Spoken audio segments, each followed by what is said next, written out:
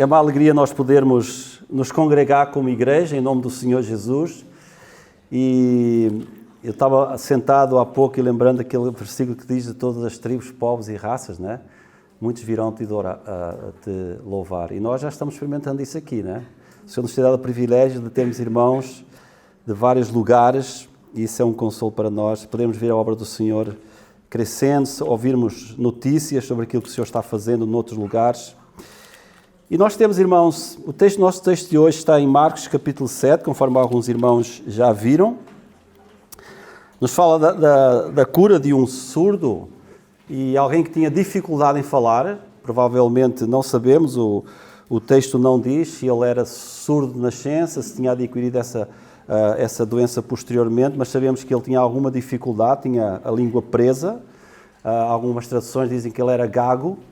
Outras dizem que ele apenas tinha a língua travada, mas é um texto que mais uma vez nos relata o Senhor Jesus, que nós temos vindo a conversar sobre isso, como servo, não um servo que fica parado vendo aquilo que está acontecendo à sua volta, mas um servo que está sempre em movimento, sempre agindo em favor dos outros, não só na área do ensino, conforme nós vemos na palavra do Senhor, aqui e de forma particular neste Evangelho que temos vindo a estudar, mas também curando, aliviando a dores, trazendo palavras de conforto. E enquanto eu estava lendo e meditando sobre isto, e ontem estava vendo aquilo que tem acontecido em Israel, e um dos jornalistas disse que, pela primeira vez, o mundo estava assistindo a uma guerra em direto. E então ele mostrou os jornalistas que estavam lá no campo de batalha, filmando e passando as imagens em direto. E eu pensei como o nosso mundo está, né?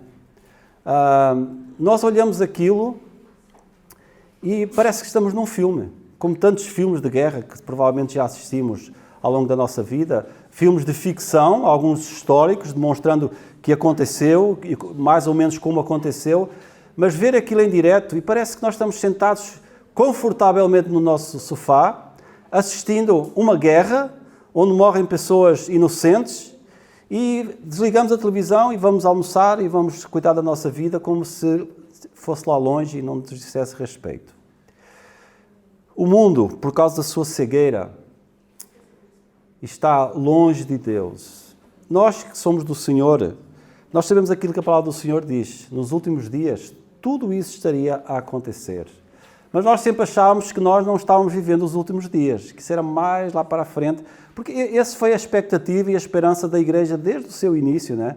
Achando que, olha, este é o tempo final, aqueles que passaram por perseguição, aqueles que passaram pela Inquisição aqui no nosso país, inclusive, a igreja tem sofrido ao longo dos séculos e nós estávamos mais ou menos em paz e de repente nós vemos que afinal as aflições continuam atingindo os nossos irmãos em muitos lugares.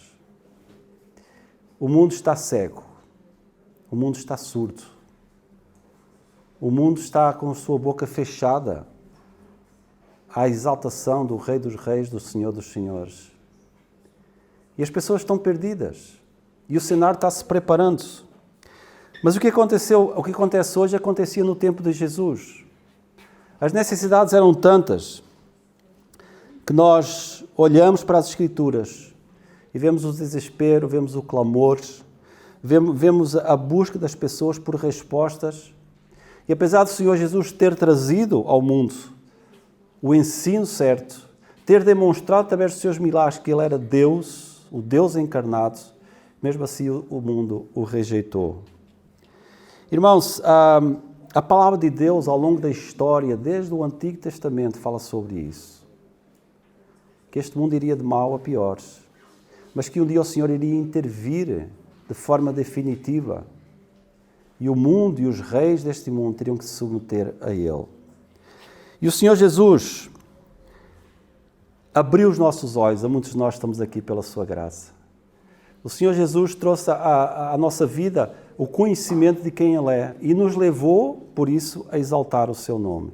E essa história que nós vamos ver, que é verídica, nos mostra um pouco a ação de Deus ao longo da história e de forma particular neste episódio, que é do capítulo 7 de Marcos, a começar no versículo 31. Então, irmãos, nós vamos pensar um pouco sobre aquilo que este texto diz, e a minha oração é que cada um de nós que está aqui nesta manhã possa dizer: Senhor, fala ao meu coração. O Senhor conhece as minhas necessidades. O Senhor sabe se eu ainda estou cego para essas realidades. Senhor, fala ao meu coração. Ajuda-me a entender a Tua palavra. Ajuda-me a exaltar o Teu nome da forma que eu creio, que eu já tinha ouvido esta manhã, que o Senhor deve ser exaltado.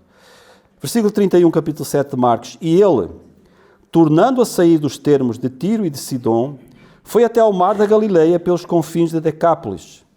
E trouxeram-lhe um surdo que falava dificilmente e rogaram-lhe que pusesse a mão sobre ele. E tirando-o à parte de entre a multidão, meteu-lhe os dedos nos ouvidos e, cuspindo, tocou-lhe na língua. E levantando os olhos ao céu, suspirou e disse: Efatá, isto é, abre-te. E logo se abriram os seus ouvidos, e a prisão da língua se desfez, e falava perfeitamente. E ordenou-lhes que a ninguém o dissessem, mas, quanto mais o proibia, tanto mais o divulgavam. E admirando-se sobremaneira, diziam: tudo faz bem, faz ouvir os surdos e falar os mudos. Irmãos, eu gostaria de falar em primeiro lugar do caminho improvável. Ou seja, Jesus sai para ir para um lugar, mas ele faz um desvio, talvez dando um exemplo não exatamente geograficamente igual, podia ter trazido um mapa e mostrar, mas imagina que eu estou aqui e eu digo para os irmãos, eu preciso ir a Coimbra, então quem quer ir comigo? Vamos a pé, né? Não vamos de carro, mas olha, eu preciso passar por Viseu. E os irmãos: Alberto, mas isso é um desvio enorme, né? Não é melhor ir por direto? Não, mas eu preciso, tenho lá uns assuntos para tratar. Olha, eu sei que são mais uns quilómetros valentes, mas eu tenho que ir. E foi mais ou menos isto, e talvez a interrogação dos discípulos perguntar: mas Senhor, mas por que esse desvio? E há comentaristas que dizem que este desvio, né, poderá ter demorado alguns meses. Tempo, provavelmente, que Jesus aproveitou para conversar com os discípulos, prepará-los para aquilo que viria pela frente, encontrar pessoas. Então Jesus vai até Decápolis, onde a sua fama, certamente, por aquilo que tinha acontecido e que nós vemos no relato do capítulo 5, quando ele expulsou aqueles demónios daquele homem, e esses demónios invadiram cerca de 2.000 porcos e jogaram-se num precipício, e as pessoas ficaram muito espantadas com aquilo que Jesus tinha feito com o homem, mas muito chateadas porque os porcos tinham se jogado no precipício e pediram que Jesus saísse do meio deles, né? Mas este acontecimento certamente correu a região. Não sabemos se este homem poderá ter sido, não ouvir, mas uma testemunha visual daquilo que Jesus tinha visto, não sabemos. Mas quando houve a notícia que Jesus estava chegando perto, então nós vemos que no versículo 31 que uma grande multidão se dirige para o lugar onde Jesus estava chegando, é versículo 31, e vai ao encontro de Jesus, e diz o versículo 32 que eles trouxeram-lhe um surdo mudo. Irmãos, nós perguntaríamos: por que Decápolis, né? Por que Decápolis? Jesus é o Senhor do improvável, né? Jesus vê os corações. Jesus sabia que esse homem estava lá à espera dele. Nós não temos essa capacidade. Por isso Jesus disse: ide, né? Anunciar as boas novas do Evangelho. Eu sempre digo, e já repeti isso muitas vezes aqui, eu preferia que o Senhor Jesus me desse uma lista que eu já ia direto às pessoas certas, né? Mas Ele não faz isso. Isso seria muito confortável para nós, né? Mas Jesus diz: ide, pregar o Evangelho, porque eu já sei quem são as pessoas que vão confiar em mim. Eu já sei quem são as pessoas que eu vou tocar. Então vão e cumpram com essa missão. Mas tudo aquilo que Deus faz, e nós vemos aqui mais uma vez nesta ida para Decápolis, Ele o faz com um propósito, né? E nós temos ao longo da história da Bíblia muitas situações de pessoas que Deus chamou ou que passaram por uma situação de ser libertos da morte. Estou lembrado de Moisés, estou lembrado de Abraão, estou lembrado de José, estou lembrado de Daniel, estou lembrado do apóstolo Paulo, que perseguia a igreja, estou lembrado de muitos irmãos e irmãs em Cristo ao longo da história da igreja, que Deus fez algo ou permitiu algo que era improvável que acontecesse, né? Mas Deus usou essa situação para cumprir o seu plano na vida dessa pessoa e às vezes abençoar a vida de muitos outros. E nós vemos esse resultado aqui. Então Jesus vai e ele encontra esse homem. Uma pessoa improvável também, né? Não só um caminho improvável, mas uma pessoa improvável. Ele era surdo. Ele era mudo. Havia muitos outros lá que poderiam ouvir Jesus sem precisar haver essa cura, mas Jesus foi, e por isso Marcos relatou isso, especificamente para ter esse encontro com esse homem. E, irmãos, as palavras que Jesus usou neste texto e que nós vamos ver já na frente, despertam o nosso coração, né? Porque Jesus usou uma expressão no versículo 34, quando ele disse para aquele homem, abre-te, né? Abre-te, para que ele pudesse falar. É Jesus, é a ação de Jesus em nós que abre o nosso entendimento, porque nós somos cegos, nós somos mudos. Nós não conseguimos falar e exaltar o nome do Senhor, a menos que Ele venha ao nosso encontro e coloque em nós as palavras certas e mude o nosso coração. A pessoa improvável, em Isaías capítulo 35, eu gostaria de ler esse texto porque esta palavra que Jesus usa aqui neste texto, ele aparece somente 2 vezes na Bíblia. Uma é aqui em Marcos e outra é em Isaías, capítulo 35, versículo 6, que diz, então os coxos saltarão como servos e a língua dos mudos cantará, porque águas arrebentarão no deserto e ribeiros no ermo. Nós sabemos que este capítulo fala sobre a vinda do Messias e fala que naquele dia, né, os surdos ouviriam, os mudos falariam, os cegos teriam vista. E o cumprimento desta profecia, por isso Marcos relembra essa palavra que Jesus tem para com este homem. Depois de anunciar em muitos capítulos o julgamento de Deus, no capítulo 46 diz que Deus salvará e abençoará o seu povo. O Senhor Jesus veio com um propósito maior do que fazer com que alguém ouvisse, ou que alguém falasse, ou que alguém voltasse, ou pudesse ver, ou alguém pudesse andar, ou alguém pudesse ser chamado dos mortos. Jesus veio para trazer algo superior a isso. Jesus veio para que eu e você pudéssemos ser curados da maior doença que pesa no coração do homem, que é o pecado. Todos pecaram e separados estão da glória de Deus. Não há um justo nem um sequer. Quando nós olhamos, irmãos, para este encontro de Jesus com este homem, como teve com tantos outros, nós imaginamos o impacto que isto teve não só na vida deste homem, mas também da vida daqueles que estavam com ele. E, irmãos, isso nos desafia a nós olharmos para dentro de nós e perguntarmos que impacto Jesus tem tido na minha vida. Em que é que isso se tem refletido nos outros? Todos nós temos uma missão. A missão de Jesus, por isso no final nós vamos ver um pouco sobre isso, era de que dar a sua vida em nosso lugar naquela cruz. Então a sua missão estava ainda para ser cumprida quando ele teve este encontro com este homem. Mas Jesus apontou e sempre apontou para a razão pela qual ele tinha vindo deste mundo. Dar a sua vida em nosso lugar naquela cruz. Irmãos, assim como este homem, quando ele foi curado, ele não conseguia ficar quieto, né? Aliás, lá atrás, no capítulo 5, Jesus diz lá para aquele homem, olha, vai e anuncia aos teus, né? Fala das boas novas, fala aquilo que aconteceu com a tua vida. E este homem teve a mesma reação. E Jesus tem uma ação improvável, porque, conforme eu disse, irmãos,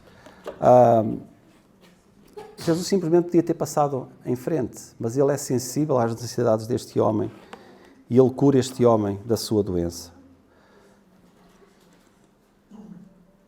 Se nós formos ver ao longo do Evangelho de Marcos e de outros evangelhos também, nós vemos que este evangelho de forma particular em Marcos, ele revela a compaixão de Jesus para com o sofrimento humano. Jesus é sensível ao sofrimento. Nós vemos que Jesus chorou. Jesus certamente se emocionou quando viu este homem.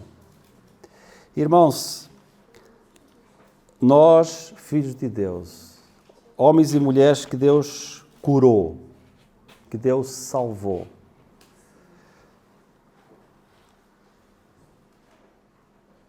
se o facto dos homens estarem perdidos não mexe com o nosso coração, alguma coisa está muito errada. Alguma coisa está muito errada.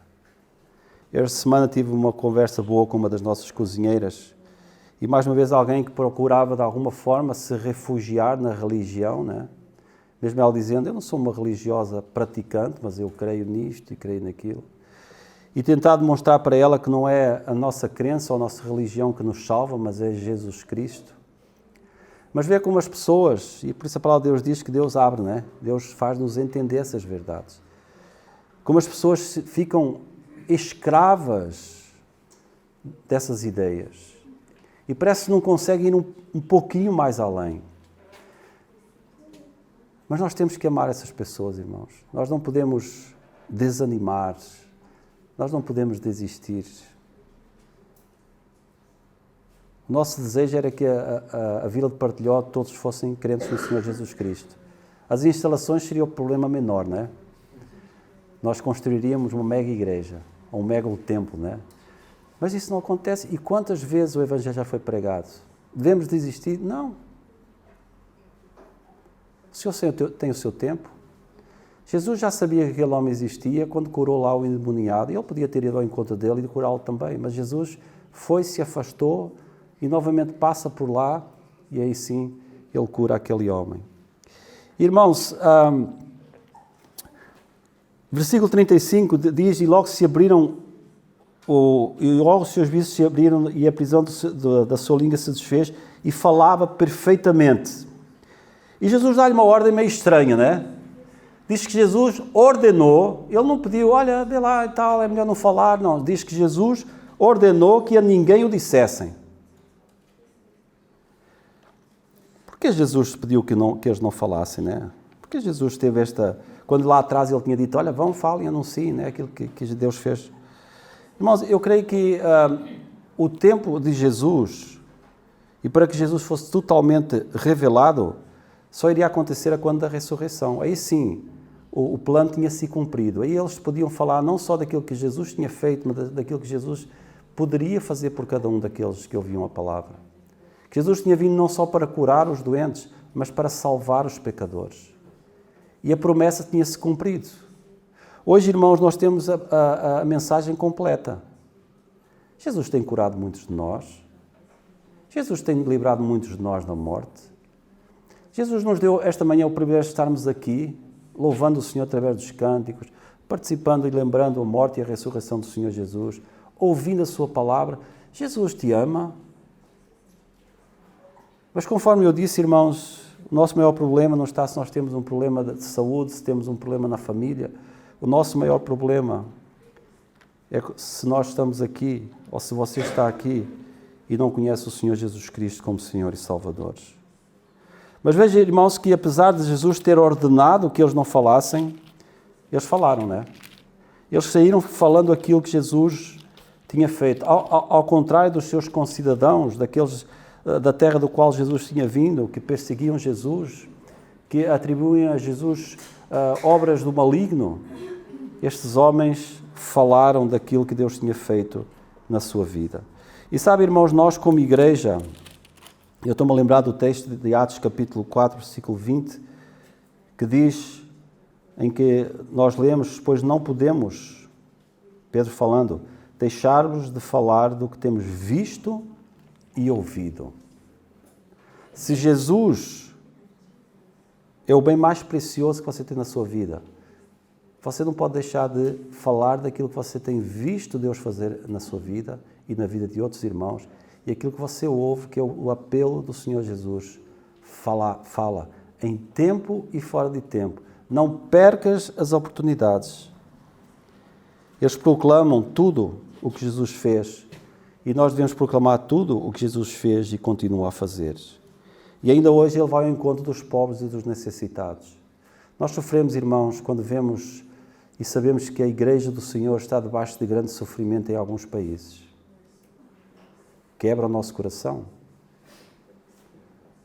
E nós oramos para que o Senhor proteja. Mas muitas vezes o Senhor permite esse sofrimento para nós também que estamos aqui. Podemos ter um coração grato e saber que um dia nós poderemos viver a mesma situação. E assim como os nossos irmãos têm resistido, têm continuado firmes no Senhor, alguns têm perdido a sua própria vida, nós devemos estar preparados, irmãos, também para esse momento. Todos nós éramos cegos e surdos, até que o Senhor Jesus operou o maior milagre de todos, ao abrir os nossos olhos e ouvidos para entendermos a mensagem da salvação. E agora que a obra foi completa, Ele dá uma ordem. Não para nós não falarmos, mas falar todo o tempo. Conforme Ele dizia a Timóteo, prega a palavra em tempo e fora de tempo. Não tenhas vergonha. Irmãos, ninguém vem a Jesus de forma acidental. Você está aqui não porque de repente você resolveu, alguém convidou, ou é hábito, mas porque Jesus queria que você estivesse aqui. Eu gostaria de terminar com uma história que aconteceu. Os irmãos sabem que nós participámos do grupo musical Logos durante muitos anos e há muitos anos atrás, porque nós já voltámos para Portugal há 30 anos, o grupo estava fazendo uma apresentação no litoral de Santos. Foi um trabalho ao ar livre, puseram um palco, o grupo estava a cantar. A palavra foi pregada, como sempre era pregada, e no final foram convidadas as pessoas que gostariam de saber mais sobre o Evangelho para virem e conversarem com as pessoas que estavam lá, não só da igreja que tinha organizado o evento, mas também do grupo. E um jovem chegou e disse, olha, vocês sabem onde é que eu estava? Eu estava no alto daquele prédio lá. Santos tem centenas de prédios no litoral. Eu ia me suicidar. E eu comecei a ouvir músicas que falavam sobre Deus e aquilo despertou o meu interesse e eu desci para vir ouvir as músicas e a seguir eu ouvi a palavra e Deus tocou o meu coração. Eu quero confiar em Jesus como Senhor e Salvador. E sabe, irmãos, no meio de tantas centenas, aquele jovem tinha escolhido aquele prédio, no meio de tanto espaço que é o litoral de Santos, a igreja escolheu aquele lugar para fazer o palco. Nada acontece por acidente. Deus vai ao encontro daqueles que Ele quer chamar à salvação. Irmãos, se nós estamos disponíveis para falar, o Senhor vai colocar em nossa vida pessoas que precisam ouvir. E ainda que nem todas se convertam ao Senhor, uma terá valido a pena todo o esforço, todo o trabalho. E pela graça de Deus nós temos irmãos e irmãs aqui que têm estado envolvidos em muitos ministérios que levam a palavra mais além. E só a eternidade revelará os resultados desse esforço.